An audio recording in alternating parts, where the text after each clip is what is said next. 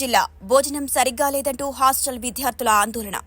పుల్కల్ బొమ్మరెడ్డిగూడెం గిరిజన ఆశ్రమ పాఠశాలలో విద్యార్థుల ఆందోళన. గత 3 రోజులుగా నాణ్యత లేని భోజనం వడ్డిస్తున్నారంటూ విద్యార్థుల ఆగ్రహం. ప్రిన్సిపల్ శోభారాణి దృష్టికి తీసుకువెళ్లినా భోజనం అలాగే పెడుతున్నారంటూ విద్యార్థుల ఆరోపణ.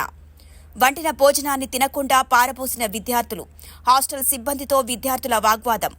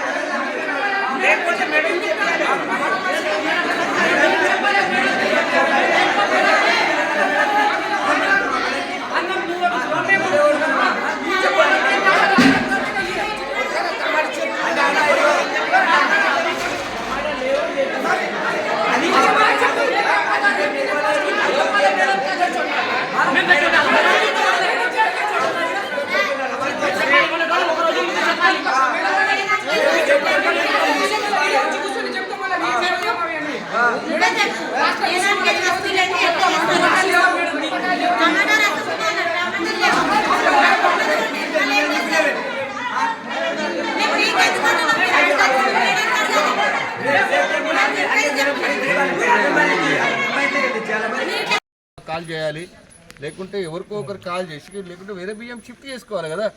చూడడానికి తెలిసిపోతుంది కదా ఎవరున్నారు ఇప్పుడు. ఇన్ఛార్జ్ ఎవరు? Senior teacher. నువ్వు సీనియర్ టీచర్, ఇన్ఛార్జ్ ఎవరు? బాధ్యులు ఎవరు? ఇప్పుడు వార్డెన్ మేడం, శోభ మేడం. ఇప్పుడు భోజనం తినలేదు వాళ్ళు. వస్తుందంటారు మేడం. ఎప్పుడు వస్తుంది? ఎప్పుడు అన్నం వండుతావు? ఎప్పుడు తినాలి మనం? ఎప్పుడు తింటారు చెప్పండి? ఇంతమంది ఏం వండుతారు? వేరే బియ్యం తెప్పించుకోవాలి, మార్చుకోవాలి. షాప్ ఉందా?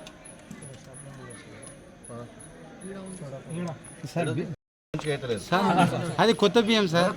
మేడం ఒక్క నిమిషం, మీరు అదే ఏంటిది ఒక్క రోజులు రాకపోతే మాకు తహసీల్దార్ గారికి అనేది చెప్పాలి. మీ డిపార్ట్మెంట్ ఐఆర్ ఆఫీసర్స్ ఉంటారు.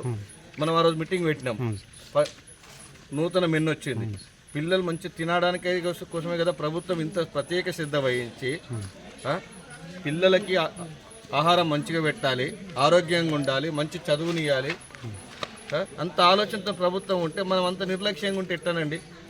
ఒక ఇంట్లో 4 ఉంటేనే 4 రకాల టేస్టులకు ఒక పూటకే తేడా ఉంటే ఇబ్బంది పడుతున్నాం.